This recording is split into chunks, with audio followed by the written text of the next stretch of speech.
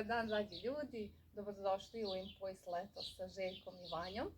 Željka i ja smo ovdje kod nje na terasi, sačekala da zađe sunce, to jest dobrodošli u zalazak sunca. U zalazak sunca sa Željkom i Vanjom. Ovo je prva epizoda letnja, da kažemo, podcasta.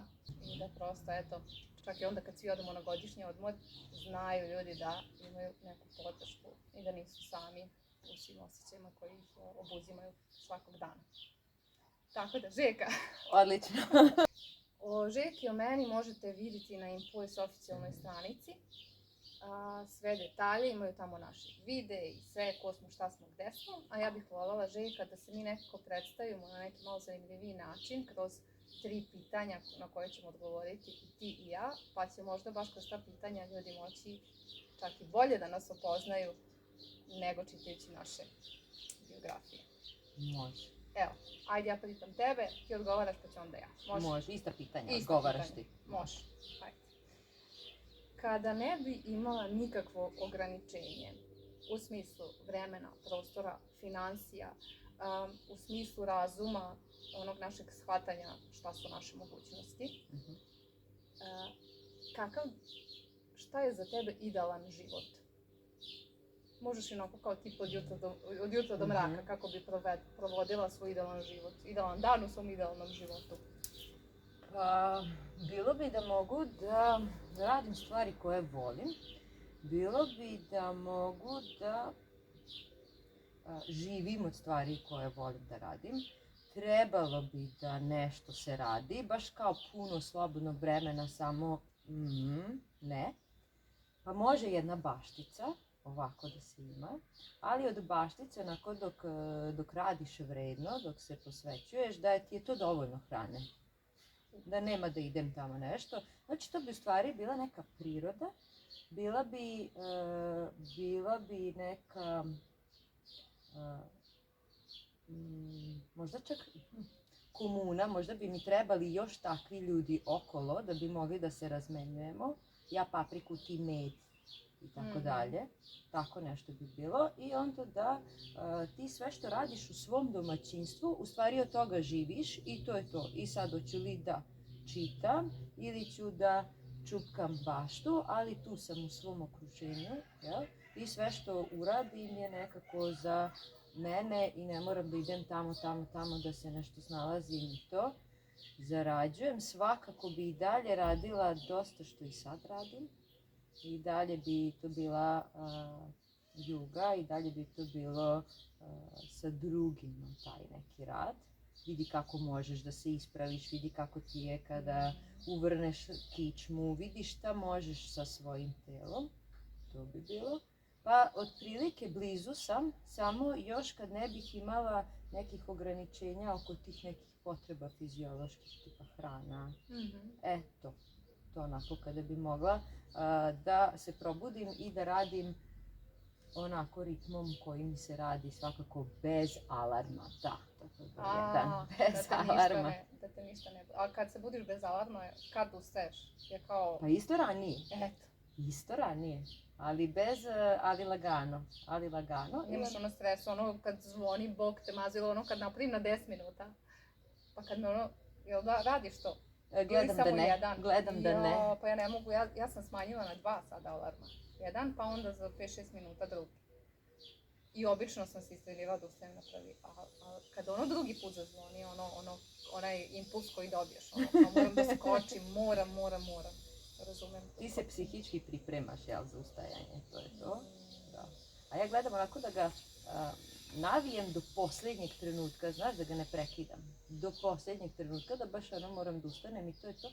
Pa da mi je svaki trenutak lep dubok san, normalan, isprekidan. Razumem i tebe, ali ja ovako. Tako da sam od tih koji ustaje na prvu, znam da zvuči malo surovo.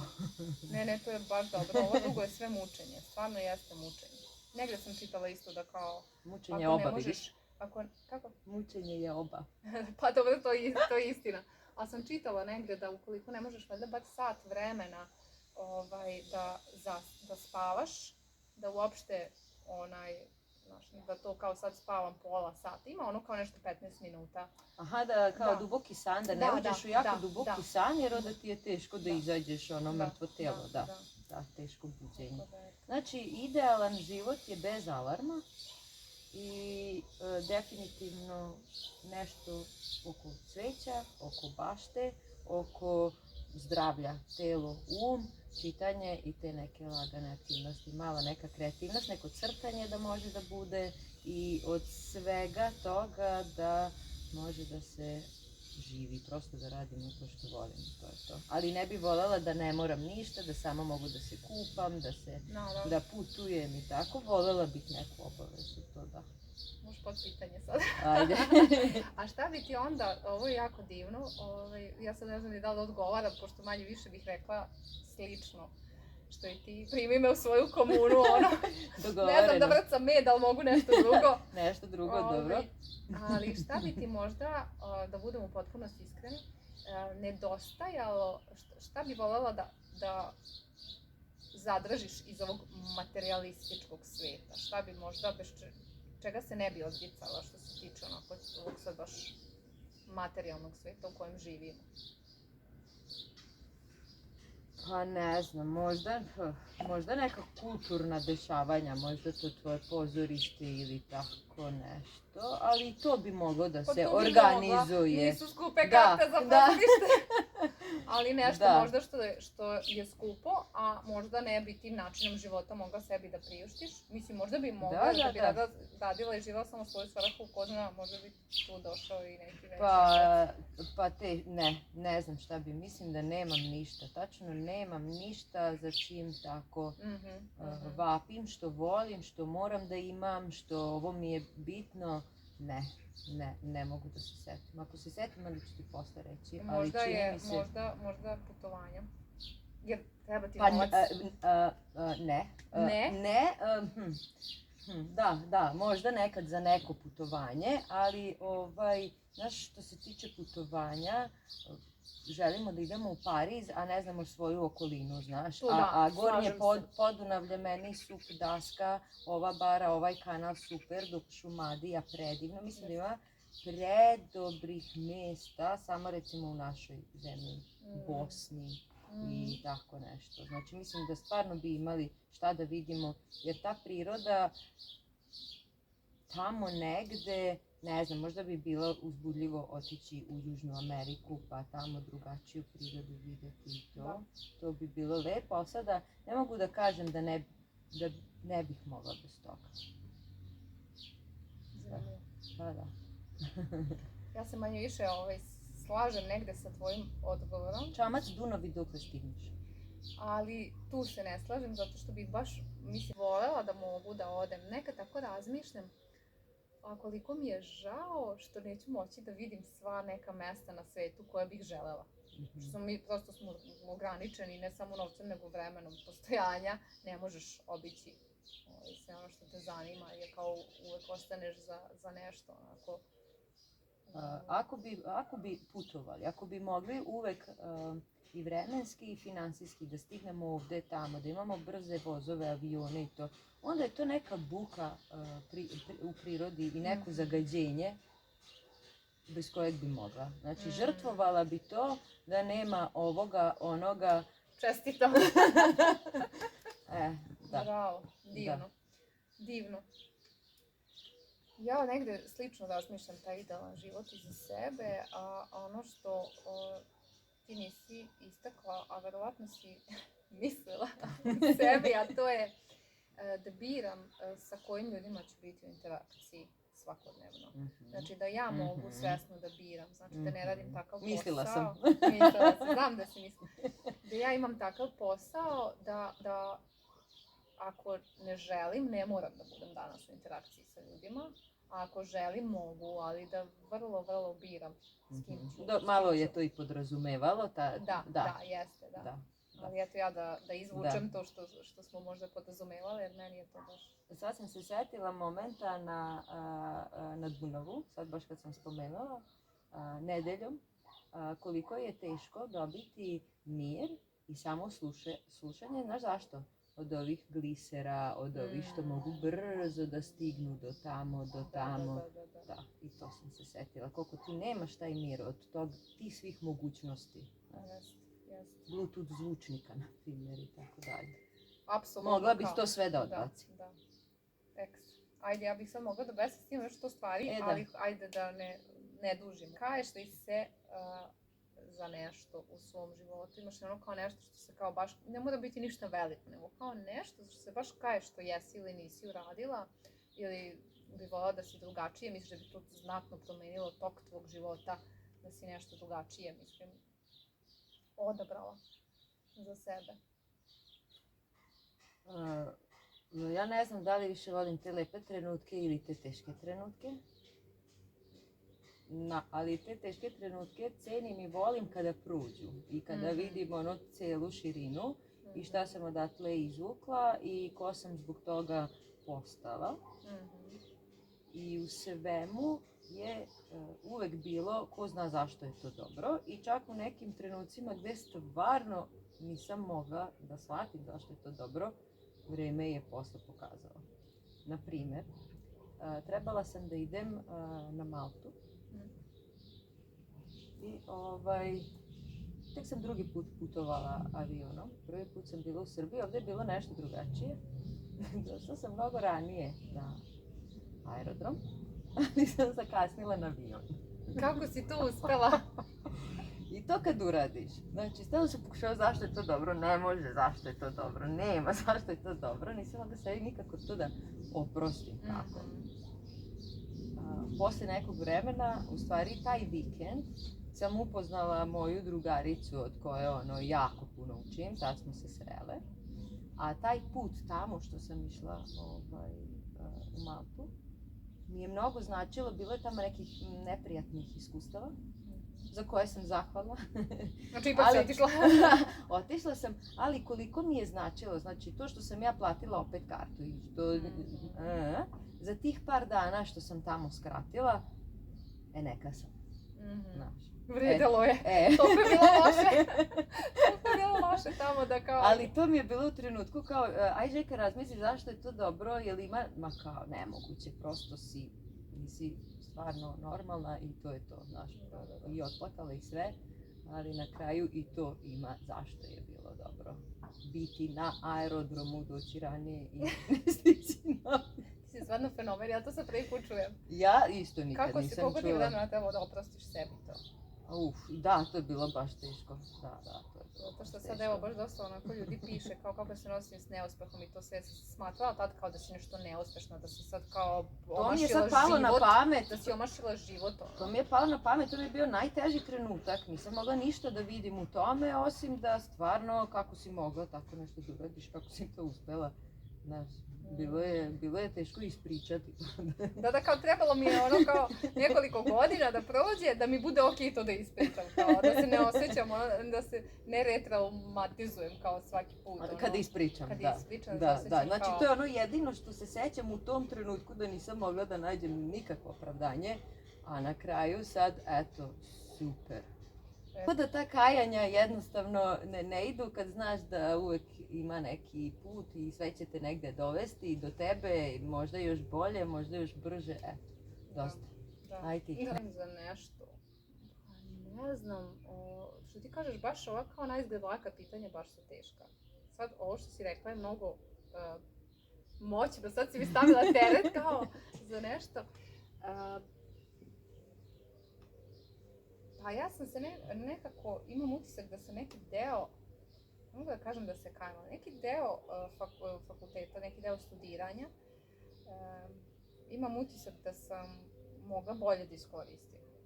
U tom smislu da mi se tad ukazala prilika da mogu da putujem i sve to. Mislim, naravno, posle se ispostavilo da je dobro što sam ja ono kao trošila sav novac na druženje, kafane i ostalo, zato što u srednjoj školi nisam imala taj, znači... Ja smatram da je 50% socijalizacija na studijama, 50% je znanje. Mislim da je jednako bitno. Jeste, ja sam imala i više socijalizacije, znam da ono kao je bilo ono... U Kuba Libre je svako večer bilo drugačije veče. znači ono, bilo je ladies night, bilo je sreda bez reda, znači bukvalno svako večer si imao da izađeš. I ono kao opraštam sebi, ali kao razmišljam, tad sam imala para više nego ikad kao studentkinja. Tamo neka druga, treća, četvrta godina. Nisam ni znala da imaju neke jeftina putovanja za studente, pa kao da bih negde, ali ne moš jade i pare, jel? U životu, drago mi je što sam proživela to. I onda kada vidim sad studente da ono kao samo su opterećeni, baš je bilo sad pitanje neko pratilaca, taj pritisak da imam dobru ocenu ili ne znam nija šta, da u stvari stvarno je fakultet jedno iskustvo. Evo, ja sada uopšte ne radim ono što sam završila, ali me mnogo životnih lekcija naučio fakultet. I naučila ta obaveza i ti odlasci tamo, taj javni nastup koji imaš svaki ispit usmeni kod mene bio. Ja ne znam da sam imala od 76 ispita 2 da su bila samo pismeni. Znači svaki bio i pismeni i usmeni. I to vežbanje govorništva konstantno pred publikom. I mnogo stvari nekih kao sa strane naučiš, nevezano za struku koju studiraš. I dosta je to veliki pritisak, tako da druženje je odlična kontra. Jeste, i balans je. Onda je balans, ako već pričamo o balansu, tako, svakodnevno. Da završimo sa pitanjem, koji je trag koji želiš da ostaviš, što bi rekli, poetično, kad te više ne bude u fizičkom obliku, šta želiš da ostane iza tebe. Ima ta neka teorija, baš kad sam kod jalama gledanje u sunce, ne znam, si čitala, pa znaš ima ono kao da je ta naša potreba da ostavimo trag za sobom, u stvari da to radimo je kao se plašimo smrti. Ja se ne bih baš potpuno se složila. Nisam isto u toj priči toliko, da. Da, ali mislim da je normalno da svako od nas... Ali ima toga, dobro. Da, ima toga, ali želiš da si imao neku svrhu, da nešto... Da imaš utisak da si nešto dobro učinio. A šta je to što ti želiš da učiniš? Nemam to, taj trag. Želim da živim lepo i zadovoljno, da bilo kad da se pojavi smrt, ovog trenutka ali nemoj baš sad. Baš da me lepo ovde.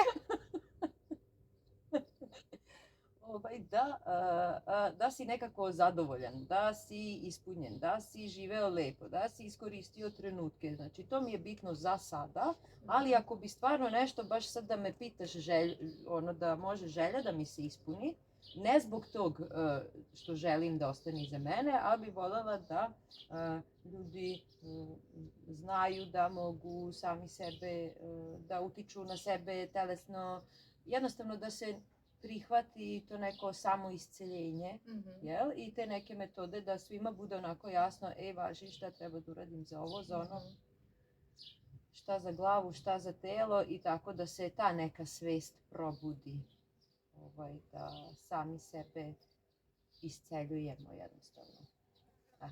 To je ono što je najlepše i što me najviše plaši, a verovatno i sve ljude, to je kao kada znaš da je toliko stvari vezano za tebe u tvojim rukama. Koliko si u stvari i srećan i opterećen nekad zbog toga. A opet puno stvari je važno da pustiš. Znači sve moraš da pustiš, sve u tvojim rukama, ali sve treba da pustiš. A ništa nije u tvojim rukama. Pa to! Opet balans, mislim, opet neka sredina. Na što možemo da utičemo. Da, ali koliko je da se nekako zna, koliko je telo inteligentno, koliko je super sistem. I ako se ne opterećujemo, ako puštamo, ali dajemo sve od sebe, bit će sve u redu, jel? To na kraju. Evo dosta. Ajde ti, da ne idemo dalje.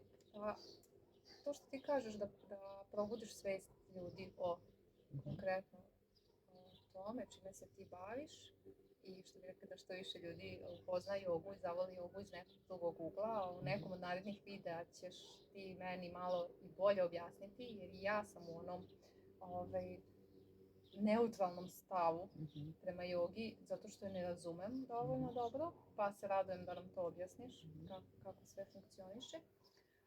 Tako i ja želim da probudim svest ljudi o tome da prihvataju svoje emocije, da im ne budu emocije nešto kao zabranjeno, kako jesmo naučili od malena, da nije okej. Prvo kada dete padne, reći ćemo mu nemoj da plačeš. Nemoj da plačeš ili to je glupost ili to. Da ljudi znaju da su sve emocije okej i da nauče kako da, ne samo da se oni nose sa manje prijatnim emocijama, nego i kako da budu podrška ljudima koji se osjećaju ovako ili onako u nekom trenutku. Niko nas to nije naučio. Trebalo je u školi da nas nauče, jer mi ne znamo kako da se ophodimo prema osobi koja je nekog izgubila, prema osobi koja je dobila otkaz, a bliska nam je osoba i volimo i želimo da budemo podrška, ali smo nespretni i nesnađeni. I tu je negde ta za mene stvar da Jesi primetila kako kad se pojavila psihologija u školi, kako su svi se zalepili za to, kako je to prirodno, kako to znanje želimo, kako su svi to voleli da u stvari nešto shvate o sebi i o drugima, koliko bi trebalo to da je neko normalno znanje, a ne samo u srednjoj školi i nije bilo u svim srednjim školama. Ja mislim da. Ali sad kad to kažeš, evo, došli mi do obrazovanja pa ćemo završiti. Mogli bi nam objasniti na takve načine profesori, da nisu opterećeni stvarno sada tim nekim planovima, programima i tako dalje, mogli bi nam na zanimljivije načine objasniti kako mi funkcionišemo. I na nivou hemije, i na nivou fizike, i na nivou biologije, i na nivou sociologije, psihologije, muzike, umetnosti. Razumeš? Da izvučemo pouku iz svog tog znanja što kao učimo, da mi znamo kako da ga iskoristimo u stvari. A ne da učim vama o hemiji, mi se zgadilo u životu, ja to ništa ne razumem. Ali ajde ti meni reci šta hemija znači meni za moj život. Praktično. Jest. A jesi primetila i emocije isto ide balans, isto treba nekako sve i doživeti, ali ne možeš ih pustiti baš previše. Je li tako? I tu ide balans. Ljudi, toliko za ovaj uvodni video i vidimo se sledeće nedelje.